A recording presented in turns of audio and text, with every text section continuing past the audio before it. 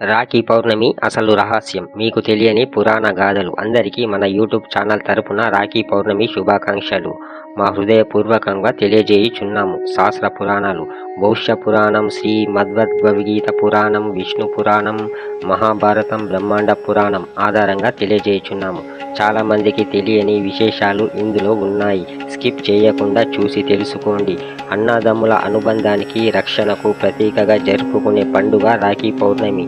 దీనినే శ్రావణ పౌర్ణమి లేదా రక్షాబంధనం అని కూడా అంటారు. అసలు ఈ పండుగ ఎప్పుడు మొదలైంది? పురాణాల ప్రకారం దీని వెనుక ఉన్న కథలేంటి? కేవలం అన్నదమ్ములే జరుపుకోవాలా? ఈ విషయాలన్నీ ఈరోజు ఈ వీడియోలో శాస్త్రబద్ధంగా తెలుసుకుందాం. తొలి రక్షాబంధనం ఎక్కడ జరిగింది? చాలామంది రాఖీ అంటే కేవలం కృష్ణుడు, ద్రౌపది అనుకుంటారు. కానీ పురాణాల ప్రకారం రక్షాబంధనం మొట్టమొదట దేవలోకంలో జరిగింది.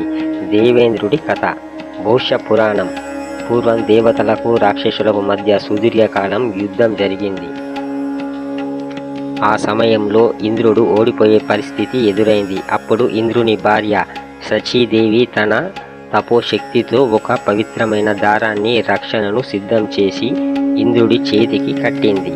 ఆ రక్షా బలం వల్లే ఇంద్రుడు రాక్షసులపై విజయం సాధించాడని భవిష్య పురాణం చెబుతోంది.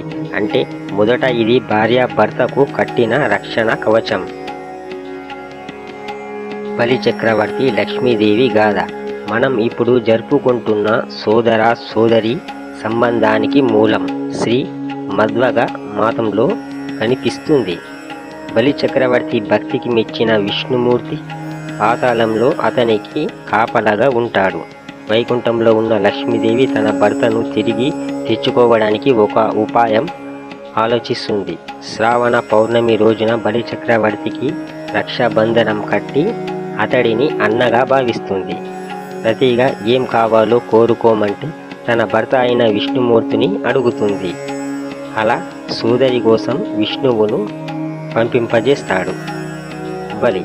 అందుకే రాఖీ కట్టేటప్పుడు ఈ శ్లోకాన్ని చదువుతారు.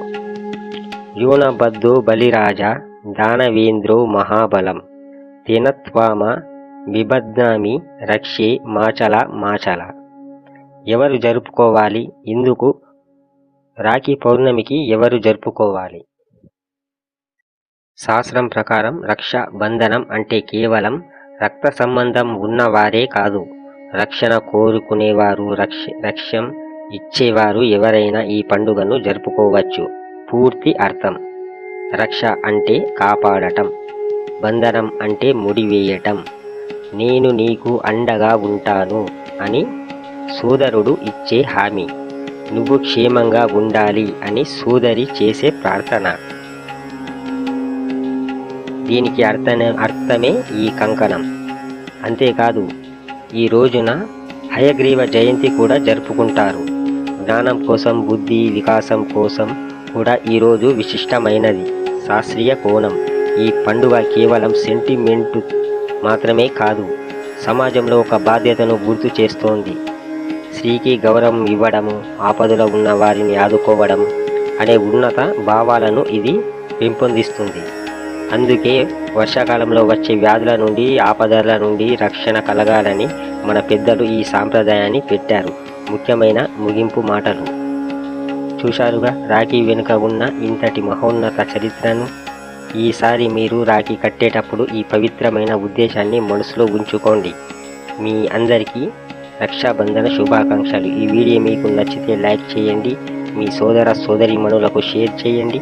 మరిన్ని ఆధ్యాత్మిక విషయాల కోసం మన ఛానల్ని సబ్స్క్రైబ్ చేసుకోండి. ధన్యవాదములు.